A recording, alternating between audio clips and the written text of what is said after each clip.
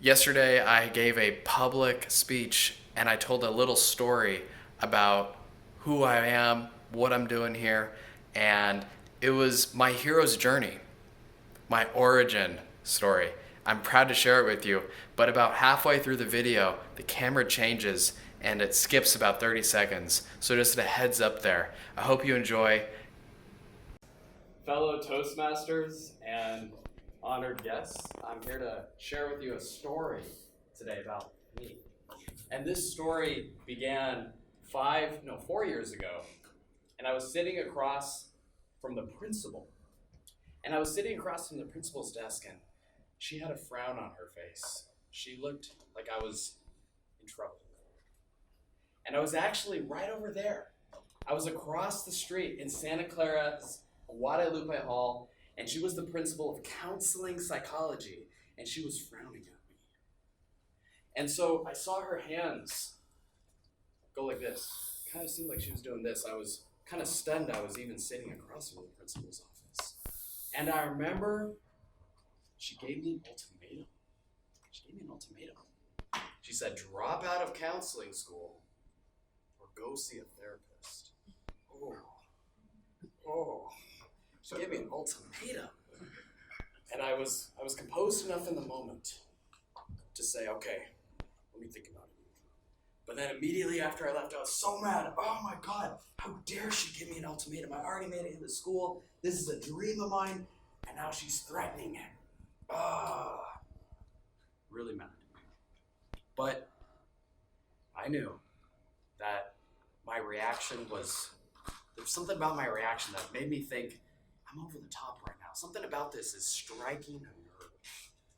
And so over the coming days, I reflected and I thought, why does this strike such a nerve in me?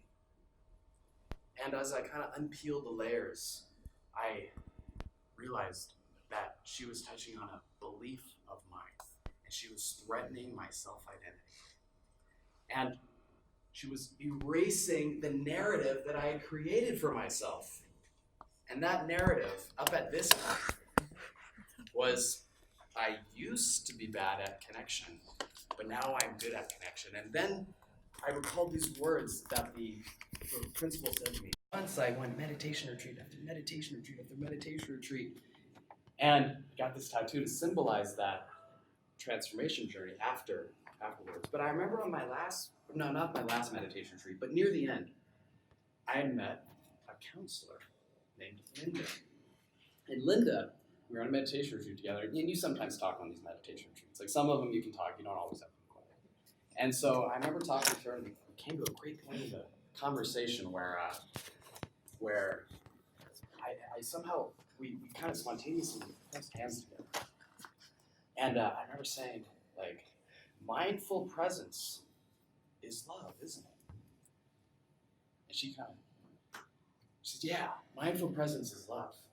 And I'd been studying mindfulness for this past year, and she was a counselor, so the dots started connecting together with me. I used to be bad at connecting, but now through this mindfulness journey, I'm now good at connecting, and I'll be a counselor like Linda. So that's how I got to counseling school, and now the professor is telling me, you gotta go see a therapist because you're not connected enough.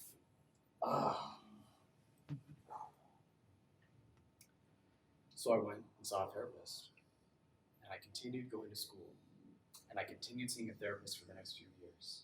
And eventually we reached a point where he said, yeah, you're good enough.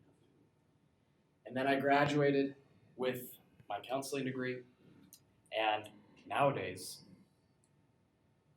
I'm self-employed, and I decided to sign up for Toastmasters because in my growing career, I'm starting to help people connect to their emotions. And if you ever start a business, you realize, well, it's hard marketing. It's hard getting a message out there. So I better sign up for Toastmasters so I can get a message out there and touch people's hearts and share my passion for helping people reconnect to their bodies. And so nowadays I help people with eating, people who struggle with eating. It's an emotional thing. I help people who struggle with eating reconnect to their bodies. And I want to join Toastmasters to help not only share that message, but just continue developing as a speaker, as a leader, and as a general human being. So that's why I'm here. That's my icebreaker. It's my first speech I've ever given. No, I'm just kidding. And thank you so much for your time. Thanks.